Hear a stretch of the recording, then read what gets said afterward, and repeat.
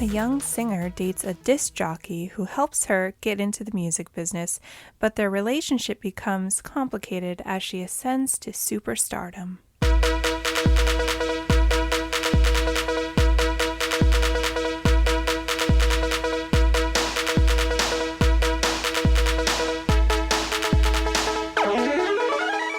This is Ryan. And this is Ashley. And this is Ruining Our Childhood.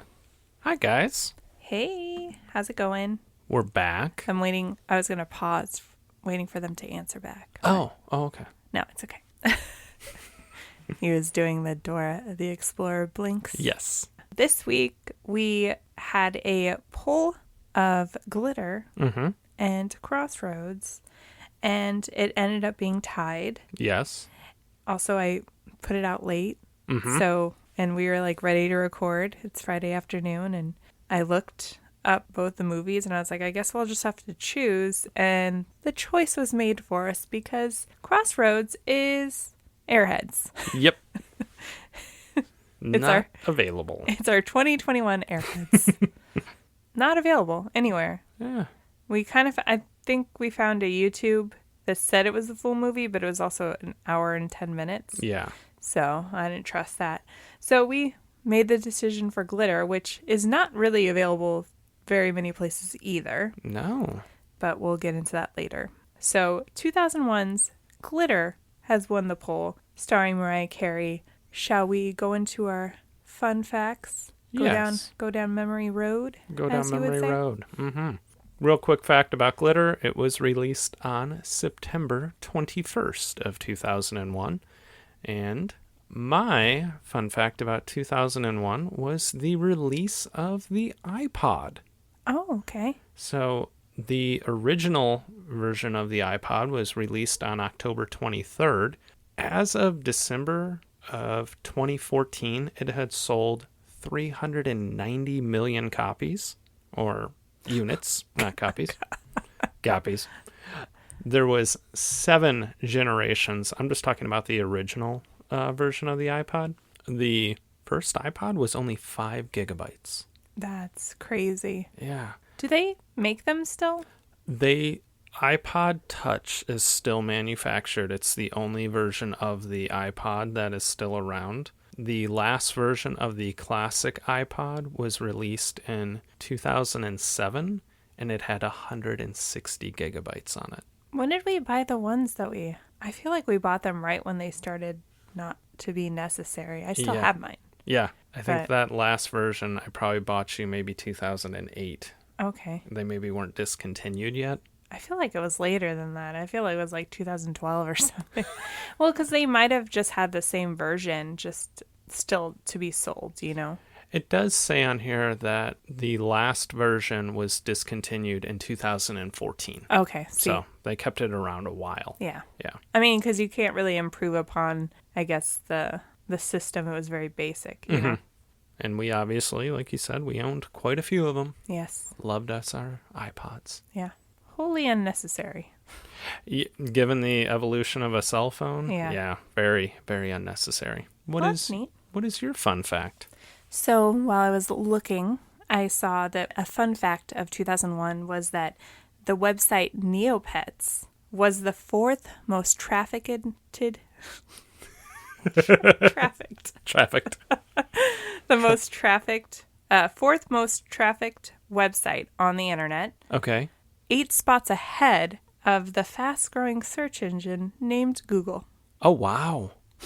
Yeah. Wow. Neopets, when I was in junior high, was such an obsession. I remember me and my friends, that's all we would do in keyboarding class. I don't know how we had so much free time or if we were just always slacking off. And I found a BuzzFeed article because I had to look up some stuff about it to refresh my memory.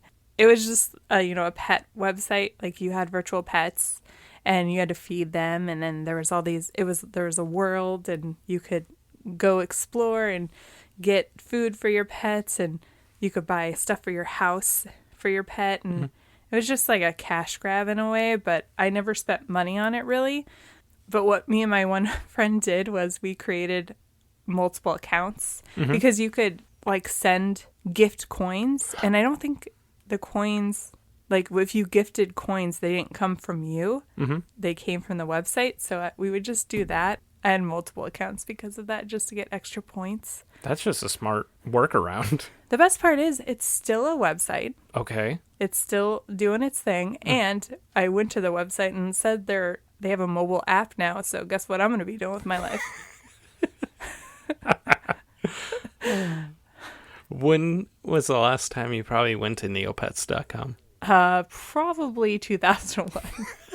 I think I was more into it in like around 2000 because I want to say I was either an 8th grade or freshman when we were obsessed with it. But yeah, it was only for that brief time. It wasn't years. It's probably like a couple months. I mean, you think about back then, you couldn't go on your phone and go to these websites. Yeah. So you had to be at home or at school Right. to do it. Mm-hmm. Yeah.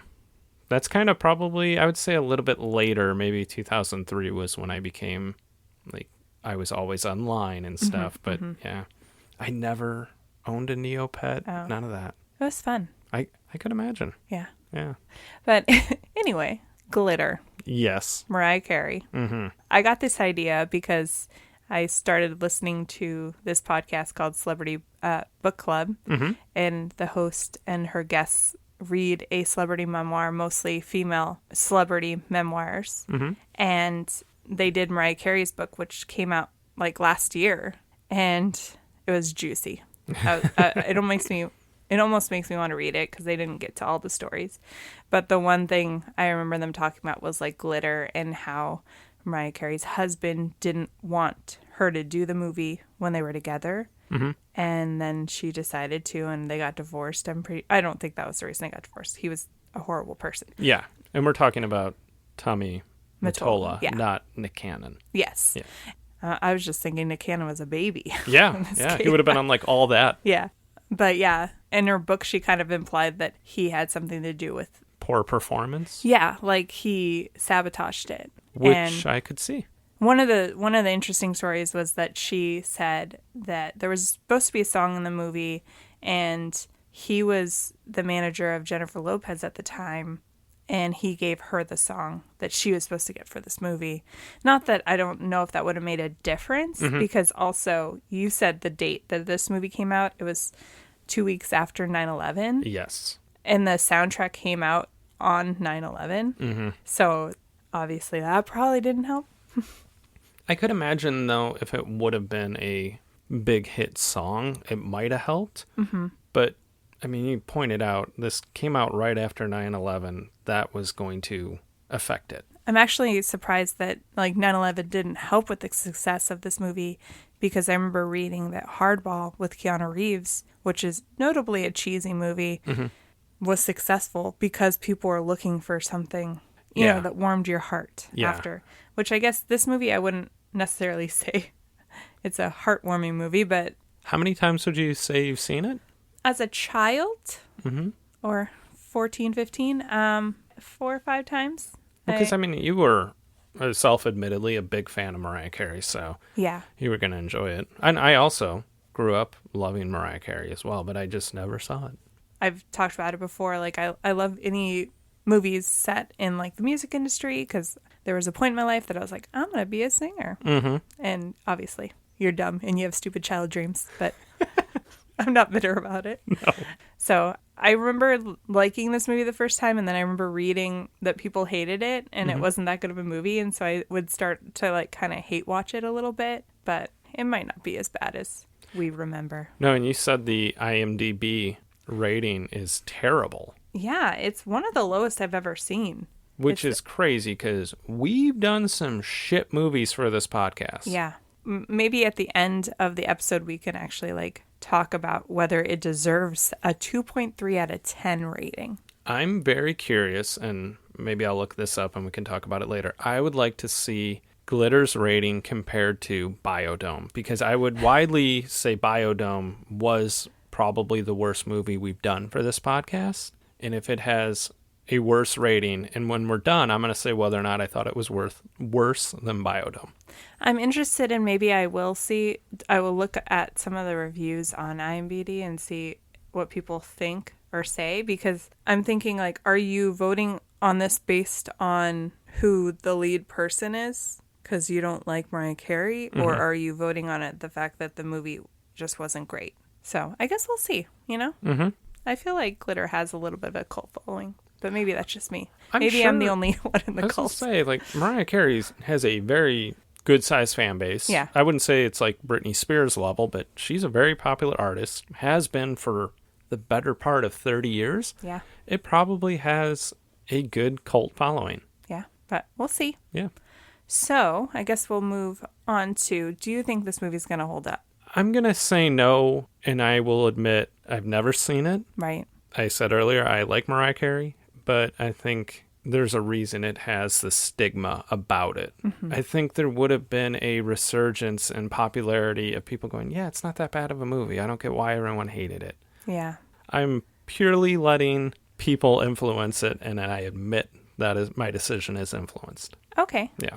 I'm going to say it will hold up because I think the expectations are so low. Yeah. That if it's a watchable movie, then that will exceed the expectations of what I can remember about the movie.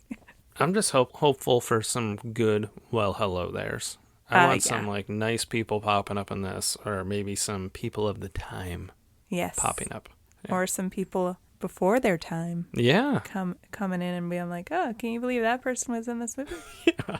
You wanted to ask me a question? I wanted to ask you, where can you stream this? So like I mentioned, you can't rent or buy it anywhere. Not that you would want to. Mm-hmm. It is available exclusively on Cinemax. Yes. So guess who signed up for a 7-day free trial? Us. Yeah. Yep. So at least we can watch it. Mm-hmm. You know? Put Crossroads on. Why is it not on any streaming services? Good. So anyway, we'll be right back. We're going to go ahead and hit that. Pausey pause. Pausey pause. I don't know what we're doing here. Okay. Bye. Bye.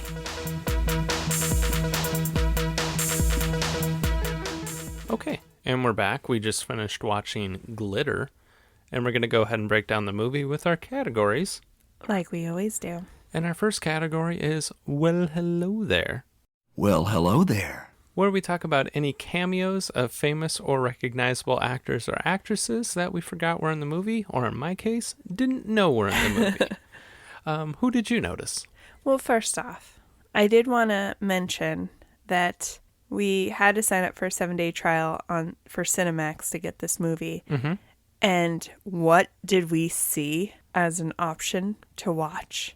Airheads. Air fucking heads. Yes. I did go to like realgood.com, which is the website I use to see what streaming services all of the movies are on, and now shows Cinemax, which months ago it didn't. So yeah. I don't know how long it's been on there, but I would imagine it's a new ad, but maybe. It's also, if you guys listened to our Airheads episode and wanted to go watch it, now you can. That's true. So, yeah. So now let's get into Well, Hello There. What was your first one? My first one was the actress Valerie Pettyford. Mm-hmm. She played Lillian Frank, which is Mariah Carey's character's mom. She's a Broadway actress. She was nominated for a Tony. She was also on the television show Half and Half, which was a sitcom in the early 2000s, and was on an episode of True Blood, because we are doing a little rewatch on it. Mm-hmm. But more recently, she was on the show Black AF with Rashida Jones and Kenya Barris. Okay. Which is he's the creator of Blackish. Yeah. It's kind of like a mockumentary of his life. Right. It's pretty funny. Where he's married to Rashida Jones. Yes. The next character we kind of meet is Billy Frank, played by Mariah Carey. Mm-hmm. And obviously Mariah Carey isn't really known for her acting career, but she has been in a couple things post this, Precious and Lee Daniels the Butler, but she's also one of the more accomplished singers in our world. Yes. Yeah, she's extremely successful. Correct. The next one that I have is Terrence Howard, which was a bit of a delight for me, because again, not having seen this. He plays the character Timothy Walker. He's a music producer. A lot of people probably know him from Iron Man and Empire, but he was also Academy Award nominated for Hustle and Flow. And more recently, he was in a movie called Cutthroat City. Okay. My next one is Padma Lakshmi. Yeah. She played a character named Silk, spelled Sylk. She plays a singer / Terrence Howard's character's girlfriend, who he's trying to get to be successful as a singer, but she can't sing.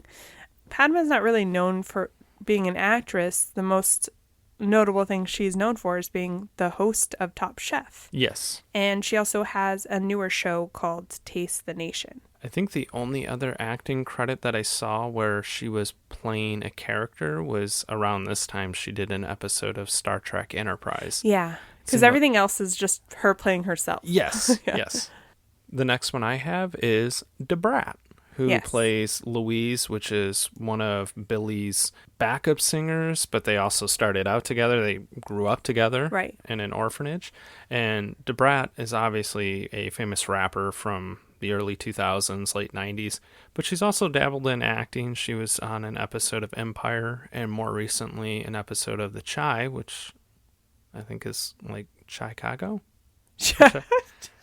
Or the Chicago? Chicago? I don't know what it is. Yeah. I think Chicago. Chicago. But I so think it's... the Sha? No, I think it's called the Chai. The Chai. I don't know. If you know what it's called, please let me know. Good times. The next one is Max Beasley. He plays Julian Dice Black. Yes. Is that his last name? Okay. Mostly they call him Dice in the movie. He plays a DJ / producer. Yes. So sounds like a winner right off the bat, but he's actually pretty successful in this movie.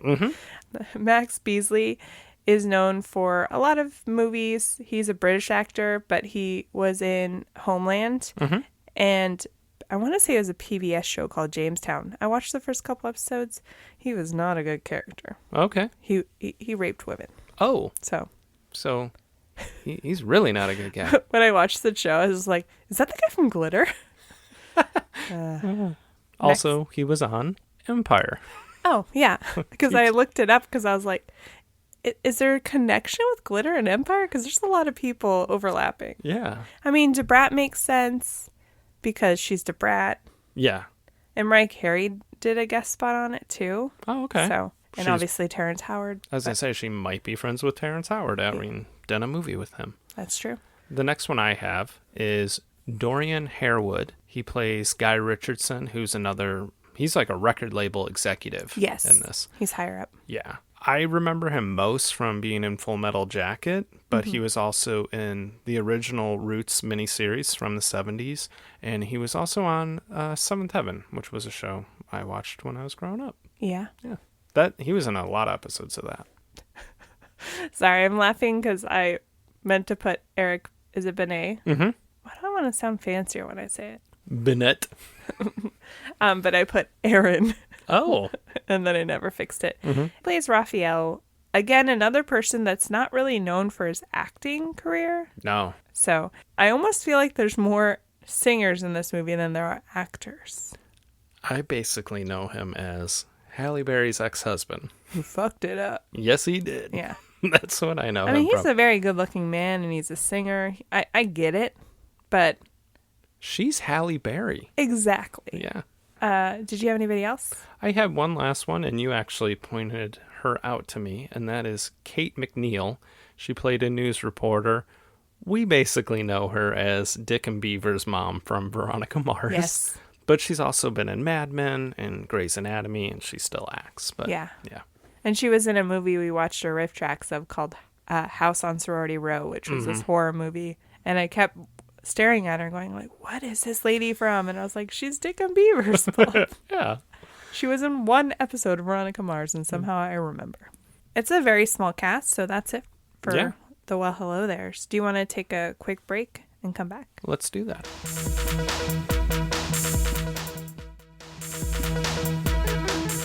And we're back.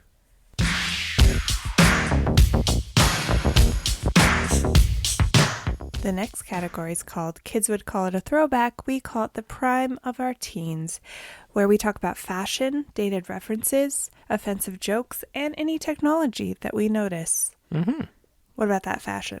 There was a lot of good fashion. I was kind of surprised because I did think it would just be Mariah Carey wearing extravagant clothing, Right. but it really wasn't. There was a scene, it's right when we see Billy for the first time, the adult version of her, and she's like dancing in a club. Everybody's wearing leopard print. Yeah, I was like, did they coordinate that? Or is it a Yes. leopard print party? What's going on? I need more context to this. Yes, because it wasn't just DeBrat and Mariah Carey wearing it. It was the people in the club dancing. Yeah. I don't know, maybe they had a leopard-themed evening.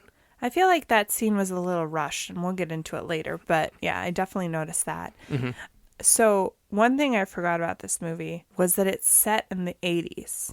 I was very unclear on where that was set. And I didn't know if maybe there was a point where they said like 1980s. They do. 1983. It was literally in that scene. Okay. Because the first couple scenes are showing her traumatic childhood. Mm-hmm. And then it jumps to her being an adult. Though I don't know what the time frame is. Like, I'm guessing she's in her early 20s because most movies focus on people in their early 20s because that's the only time that ever matters, apparently. Yes. And I totally forgot because when I was a kid, I always thought this movie was like a very loose depiction of her career growing up. Mm-hmm. And it's not. I mean, there's some similarities, like she has mom issues, but in this one, her mom cares about her. And everything I read about her mom in real life, she sucks. Oh, So, okay. I must have missed the part where they said what year it was set in. So I was very, not confused, but I kept going, is this technology that I'm seeing old or new? yeah. It kind of explained a lot now that you told me that. I will say, I don't feel like a majority of the fashion, especially the fashion that she wears, is very 80s. No. Because if you think about some of the more popular things that have come out in the last couple of years, it's like surrounding the 80s. Mm-hmm. And you're clear with the clothing because it's very brightly colored. I think they kind of played it safe with how they dressed Mariah for the most part. She didn't look like she was walking around in 1983. She looked kind of fashionable for, 2001. Yeah, she didn't even have 80s hair at any point. Not really, no. Yeah. Okay. That's a good point. Yeah. Which is always a gripe for me with movies. And I feel like they did this a lot in older movies where they will wear clothes that are kind of like, okay, that could be 80s. But yeah, the hair is very modern looking. Yeah. Did you have any other fashion? Yeah, I had quite a few pieces. There was Mariah Carey at one point is wearing a bicyclist hat with the bill flipped up. But she pulls it off. She did. That is a good point. She looked very nice in it. Yeah. My favorite piece was this record executive that approaches her in a club, and he's wearing like a silk button-down shirt that was very big, but it had CDs all over it. Yeah. I'm like, no way in hell anybody would wear that. I did write a note that said, I think that might be our first fashion/tech crossover. And I guess you could say that CDs were coming out around that time. They're very high tech. Yeah. Yeah, they were. I did like the jumpsuit that Silk is wearing to record. It was amazing. Yeah. It looked like it was leftover from Cats. She just didn't wear the mask and makeup for the face. The other one was when Billy and Dice are leaving an awards show, and there's a reporter outside like going, oh, all the people are filing out and going to an after party show. Honestly, what Billy and Dice were wearing wasn't that odd. It was this guy behind him had like a black leather trench coat on and it was like a sleeveless. and like a police officer's hat. It was the weirdest combination. I mean, I don't know. It's probably something you would see around that time, I guess. Yeah. There was a hat that Timothy would always wear, which is Terrence Howard's character. Mm-hmm. In the one scene, he's approaching Dice to talk about the fact that they struck a deal and he hasn't fulfilled that deal. But he looked like Crocodile Dundee. I was like, why is he dressing like Crocodile Dundee? But you know what? Pulled it off. I mean, he could pull it off. But he did pull it off. Yeah. The other one that I had was Dice was hanging out in his apartment with some, I think it was Billy. Mm-hmm. and he was just made a cup of coffee, and he goes and sits down. He's wearing black leather pants just to hang out in his apartment. Yeah, that's what people in the music biz do. Like, nobody does that. Did you have any dated references? I am sad to report I did not. So, we just mentioned that this movie is set in the 80s primarily. I don't feel like they had a lot of references to remind you, which I think some movies do kind of hit you over the head with that. Mm-hmm. But there was one line, and it was, "This is the 80s and everybody wants to dance." And I was just like, nobody probably said that in the 80s. I get that people like to party. There was a lot of Coke floating around in the 80s. But I don't think anybody was ever like meta enough to go, this is the 80s and everybody wants to dance. I said it to you last weekend. This is 2021 and everybody wants to dance. Well, I mean, I think now because we're so like self-aware, like our society, and we're like, yeah, this is 2020. Like I use that all the time. I'm like, in 2020? Like, yeah. But yeah. No. I don't think anybody in the 80s was like, this is 80s. And we know specifically in the 80s, people like to do Coke and go to dance clubs. No, you were living in the moment. You didn't say the 80s. Yes, no. And then other than that, Dice dropped Quincy Jones' name twice. I don't know if it's really a dated reference because he's a very legendary person, but it was just funny that he dropped his name twice. Yes. I was like, really, Dice? We get it. You know people.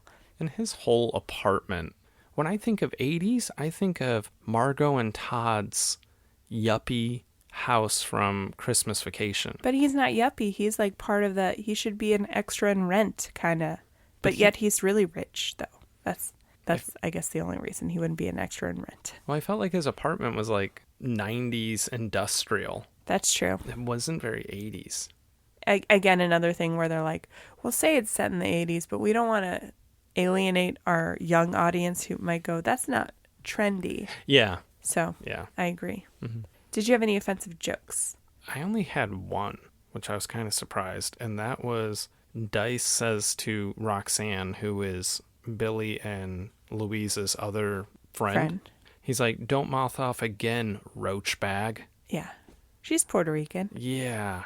He also called Louise fat in like 2 seconds before. So he was just going in a spiral of like, let me insult all my girlfriend's friends. Yes. Yes. Let's do this real quick. But I agree. That was the only one that I had. Yeah. There wasn't a lot.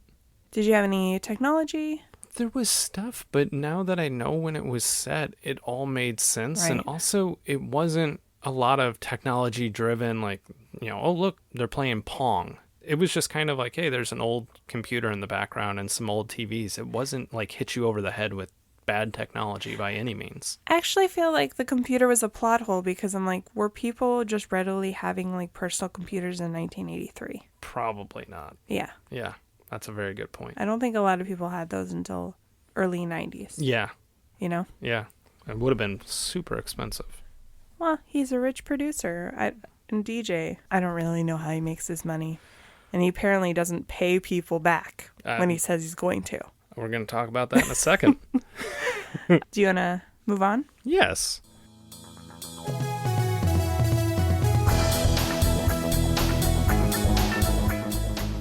Our next category is called Is It Even Good? Where we talk about the plot holes, and the funniest and cringiest moments. What's the plot? So I wrote, this movie, definitely set in New York. Mm-hmm. Definitely. Yeah. Is about a woman who dances her way into a singing career. And I'll explain that in just a second. And some guy agrees to pay $100,000 to get you and your friends out of their contract with another producer. And did you even sign a contract to begin with? No. No, you did not. So let's go into the plot holes. What was your first one? Well, it was just, to me, the idea that Dice owes Timothy money. Mm-hmm. And Billy had a song that was #1 for 10 weeks. But he doesn't have the money to pay Timothy back. Right. And you produced a very successful song. He's not a man of his word, is what I gather from Dice. Yeah. You know? Yeah. A DJ named Dice. Not a good guy. Not the best guy in the world. No. I did, in my synopsis, I kind of touched on it, but I said the girls get offered a job to be background singers without Timothy even seeing them perform. And I don't know if we're just supposed to assume that they were performing at that club, but I don't think they were. They were just dancing. That's an excellent point. Yeah. If you're making this movie, you could have easily had them perform in that scene. Yeah. And then he offers them a contract. Exactly. It makes much more sense if we would have seen them perform and then he's like, ooh, we need to get those girls as backup singers for my shitty girlfriend's singing career. Because it wasn't even like there was an implication that it was Mariah Carey singing, because it was Heart of Glass by Blondie. Yeah, they were strictly dancing, but I don't know if we're just supposed to assume that they were singing, or maybe just by word of mouth that they know she sings and that they sing in a group or something. Yeah. But yeah, that's a good plot hole. Another one that I had was towards the end of the movie, Billie has exploded and she's going to have a sold out concert. It's sold out in 20 minutes, Madison Square Garden. But she's still living in this super divey apartment. She's had multiple hit songs. Allegedly. I'm not saying she has to go live in a mansion, but you're not going to live in this super divey apartment anymore. Yeah, I agree. Going back a little bit to the beginning, I found it weird that she's like completely fine with the fact that Timothy used her voice for the single for Silk, and that she like agreed to perform as a background singer while Silk is pretending to use her voice. Yeah. Which notably has happened to women in the music industry and men, but usually it's because the companies can't, they feel like they can't market them because maybe they're not ideally the person that they're looking for. Yeah. I did like how they called it ghosting. Yeah. Because I was like, that's not what ghosting means. No. That's a very good point. She was very cool with the idea of like, yeah, it's okay. I'm fine with it. And honestly, Timothy should have been like, here's a very attractive woman who can sing. It would be a lot easier just to market her. Yeah. And get her. That didn't make sense. No. It wasn't, like you said, here's Mariah Carey. She's beautiful. Yeah. And she can sing. She's not Padma, who's just beautiful. Did you have any other ones? That was it for me. Oh. Yeah. You had more? Did we watch the same movie? Hit me with some more. Apparently I didn't really have anything else other than I wish they would have like had a little bit more of a timeline between when she meets Dice and she starts her career. I feel like realistically that would take a little longer to accomplish.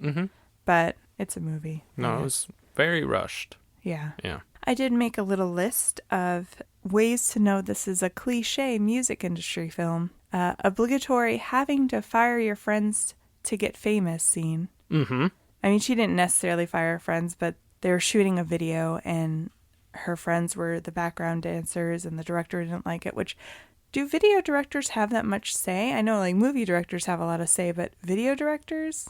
No. Shouldn't the artist and producers have more say? Absolutely. And then there was having to give up your creative freedom to get famous. You know, she wrote a really deep song about her mother and not being around in her life. And they were like, we want dance hits because this is the 80s and people want to dance. People want to dance. And then there was having to fire your producer / DJ boyfriend to get famous. And then there was the hearing your song on the radio and freaking out. That was, we're going to talk about that in a minute, a little bit more. That's all I had. Okay. Yeah, no, they definitely touch on all of the cliches. Yeah. I didn't have a funny Slider moment. It's not a funny movie. It's very dramatic. Yeah. There's a scene where it is after Dice and Billie have broken up, and they have one of your great movie montages, and Dice is playing a keyboard, but there's a classical song playing. Yeah. And he is clearly playing something much more upbeat. He is really into it, like, you know, I'm like... And the song that's playing is like just a melancholy... Very sad... montage, yeah. Yeah, very sad classical song. I was like, well, that was an odd choice. Yeah. Yeah. I apparently started writing something, and all I wrote was win. Oh! I don't know. That's going to be a hard one to explain. Oh, I apparently wrote this, is this a cliche music industry film, and I have way more. there was 2 scenes where you were writing very deep songs. Yes. And then there was something tragic happens minutes before she's going to be singing at her dream venue, which was only a dream because Dice told her that. Because I feel like she didn't actually have any goals or ambitions in this movie. She really didn't. Things just happened to her. Yeah. I mean, she lived in New York, so I could see it kind of being a dream to play Madison Square Garden, but just maybe one she didn't vocalize. Yeah, that's true. Yeah. I'm not even from New York, and I'd love to play Madison Square Garden. Yeah. Yeah. What was your cringiest liner moment? So you just kind of talked about when Dice and Billy hear their song on the radio for the first time. They're in a cab, and Dice starts yelling at the cab driver to like turn up the song, and the cab driver's a little confused by it. So Dice gets out because they're at like a stoplight or whatever, and he climbs in the front and then, turns the volume up. But whoever was doing the post-editing just had the song play at the same volume the whole time, and at no point did you think it was coming out of a radio. Right. Have that little bit of static, it's playing in a cab in 1983. Yeah. And then when he gets out, it's on a little low. He gets And out then and blasts it. yeah. I'm like, what are you doing? I was like, well, that was terribly done.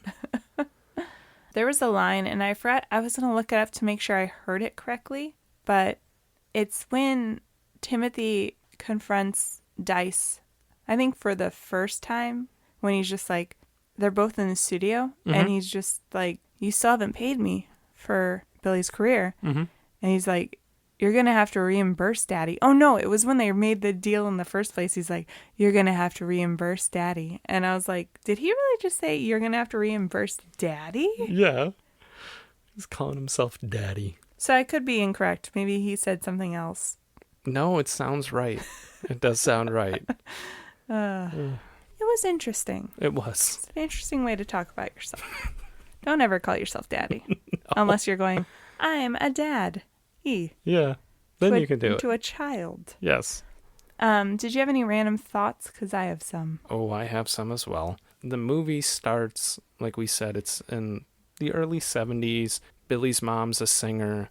But they start doing these odd transitions. Yes. Where every scene, it quickly fades to a very white screen for a second and then goes to the next scene. Like I get it's supposed to be maybe memories or something. Yeah, that's true.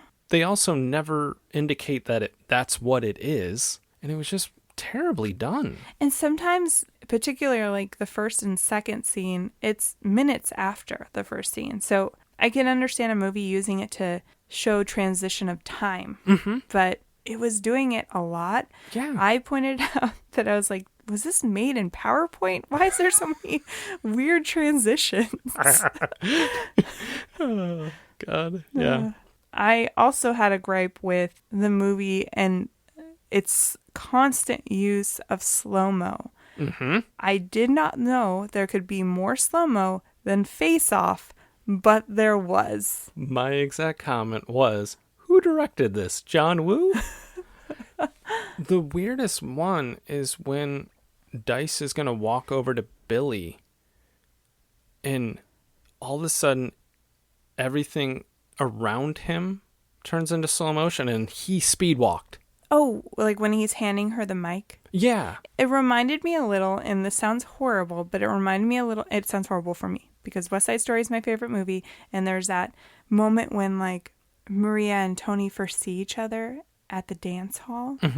And that's obviously a very artfully done scene. I don't know if that's where they were going with this because first of all, they already met. So it wasn't like a first sight thing, but yeah, it was just a very weird choice. Yeah. Yeah. I did like how Dice transitions into this like overbearing, protective, douchey guy very quickly. Because at first he seems very nice, and there's a point where they're filming a video, and I do feel like he was in the right when he was like, she's uncomfortable when she's in a bikini, she looks uncomfortable, and he stopped the filming, and the director got angry, and the producers got angry. But I'm like, she looks uncomfortable. Do you really want a music video? Yeah. This is the image you want to portray to people. Right. She looks like scared and yeah. Yeah, no, that's a good point. There was times where I felt like they were just blaring Mariah Carey songs over scenes. We get it. She wrote this whole soundtrack. Yeah. Like, there's a scene where Dice and Billy are talking in bed. They've just made love for the first time. And there is a Mariah Carey song not quietly playing, it's blaring. Yeah. I'm like, what? Stop. Yeah. Stop it. We get it. She wrote the songs. Also, I'd like to point out that I think Max Beasley, who is a British actor, took his acting lessons from Mark Wahlberg. Yes. Yeah. He brings the accent. Ugh. I think that's it. Other than we both laughed, and I should have put this as my funniest moment, but when Billy walks into the studio and Eric Benet, who I wrote Aaron again. What is happening? Eric Benet was there, and he turns around and smiles awkwardly. I need a gif of that. Oh, it was Great. delightful. The last one I had was when Billy is backstage and she's about to get the call that Dice was arrested. Mm-hmm. For some reason, the camera cuts to a television that's showing a show similar to Mr. Bean. Oh, I think because it's late night live. I think it's supposed to be Saturday Night Live. Oh.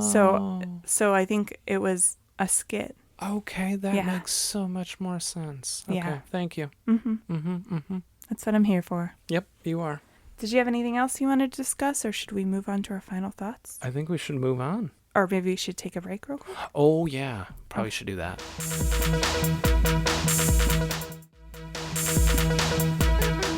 And we're back. We're going to go ahead and discuss our final thoughts. What do you think? Did it hold up to your adult standards? Do you think it was as good as an adult as you did as a kid? Well, or I a didn't teen? necessarily think it was a great movie when I Yeah. was a kid, but it was watchable. And I think it did hold up in that standard, but it's not a good movie. Mm-hmm. So I'm going to say it doesn't hold up. So that was confusing. I said it held up, but it's not. It doesn't hold up. Because I think it's basically an hour and a half music video.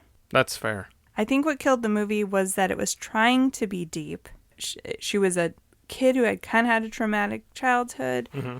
She rose up from nothing into fame, and I just felt like they were just relying too much on music industry cliches, and there wasn't really too much to the film. And like I mentioned before, like things were just happening to her. She wasn't doing anything to get these things. It was just like people walked up there like, you want to be a background singer? You have a pretty voice. You want to be a real singer? And Yeah. she's just like, sure. I agree with you. I think it was far from terrible. I did tell you, I had the impression that this was a fun, light movie because of the movie poster. Mm-hmm. It's Mariah Carey. It's very colorful. There was nothing about this movie that was fun and colorful. It's very dramatic. It hits every cliche. Yes. I think the only cliche they missed was when she gets oversaturated on the radio and her popularity dies off real quick because everyone's like, she's everywhere and we're sick of hearing her song. Like, that was the one cliche they missed. But they kind of mention it when she's trying to finish her album. They're like, you know, your first hit is already off the charts. Like, we need to get another one in there. Mm-hmm. But yeah, I do remember this. I think what made this movie memorable for me as a kid was that her boyfriend dies. And when I was a kid, I was a sucker for that stuff because I was just like, oh my God, the love of her life died, even though they weren't really together at the time. And she didn't seem that upset by it. No. But I guess you could also see it as like she was in shock and then she still had to go perform at Madison Square Garden. That's So, a good point. Because she did seem affected a little bit when she was walking to stage. right. I did read that Max Beasley said when he saw the movie, he cried because he felt like they cut so many of the scenes where Mariah Carey actually showed her acting chops. Right. And he was just utterly disappointed with what the Like the final editing. product was. I felt the same way. I was like, it's not bad. I did look up. You had mentioned earlier, IMDb's rating was a 2.3. Yeah. And by some act of God, Biodomes is a 4.4. There is no planet where this movie is worse than Biodome. Bioplanet. It is not. It's watchable. It's a little cheesy and cliche, but it's not. Yeah.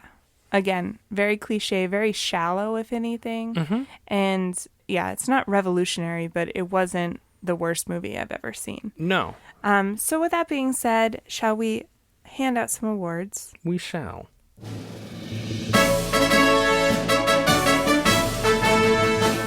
The first award is the valedictorian to the Nicolas Cage Online School of Bad Acting. Whom did you give your award to? So I gave my award to an actor named Grant Nichols, or Nichols. Okay. And I forgot to write down his character name. Oh. So let me look that up real quick. He played Jack Bridges, which was another music record exec that was with Guy Richardson. Okay.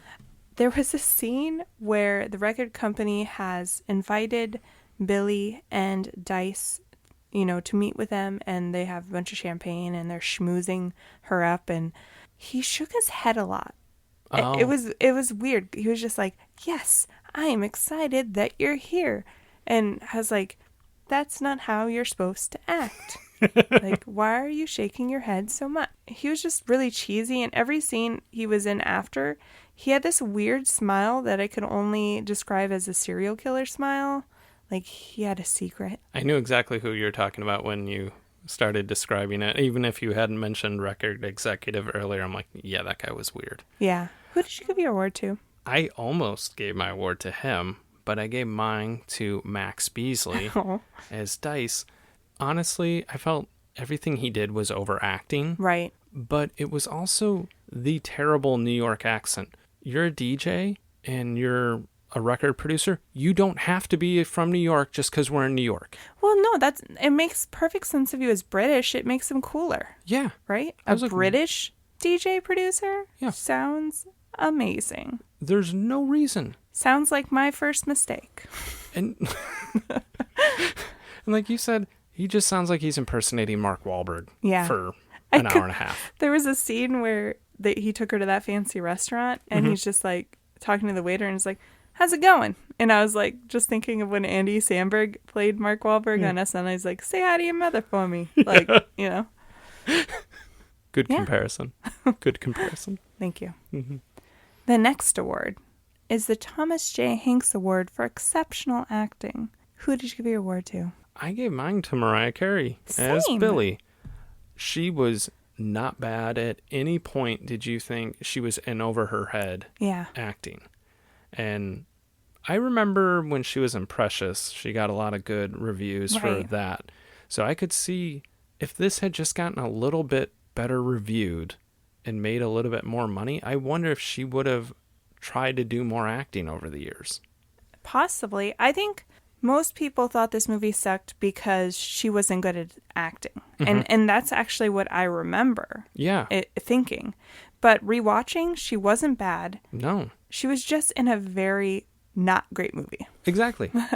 And it wasn't just bad writing and stuff like that. It's bad set designs, bad art department, bad clothing, bad directing. It had so much going against itself.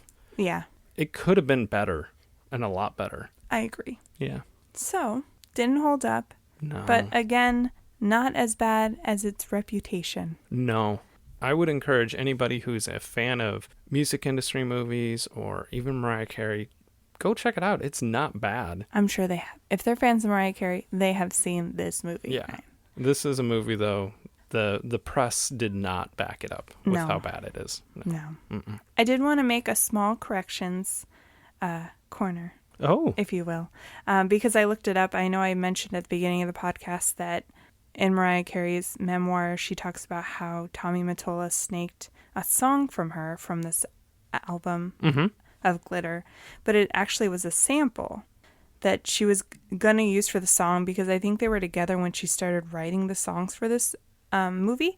And he knew she was going to use that sample for the lead song Lover Boy. She actually got the rights from it, I think is what Wikipedia said. Yes. But then he went in and snaked the rights too. And he released J-Lo's song, I'm Real, before her. Yes. And then she changed it up because, she probably could have kept it, I'm thinking. But as a person that's like, yeah, I want to be unique and different.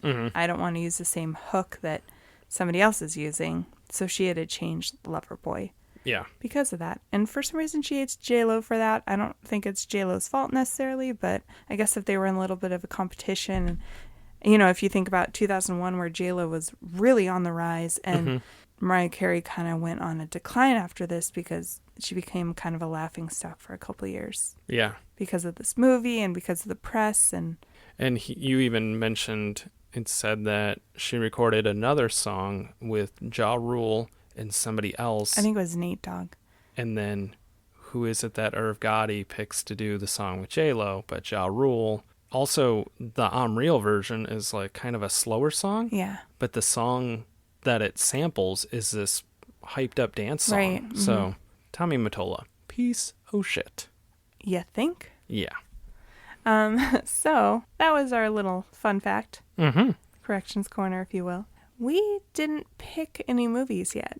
And we'll let you know on Thursday. It will be a little surprise. Yes. To what the poll is. Mm-hmm. Because we did not discuss this. No. And we want to make sure the movies are on streaming services. Yes. Unlike Crossroads, the 2021 version of Airheads. Yes. But at least we know, and it ended in a tie. It wasn't like Crossroads won. We have time to get a copy of it so we can do it at a later date. Right. Yeah. But anyway, we're out of here, guys. Thanks for listening, of course. Don't forget to review and subscribe. Do whatever you want. I don't care. Have a great week. That That I do you care about. about. Yeah, Yeah. I do. Yeah, we do care. So. Okay, bye. Bye.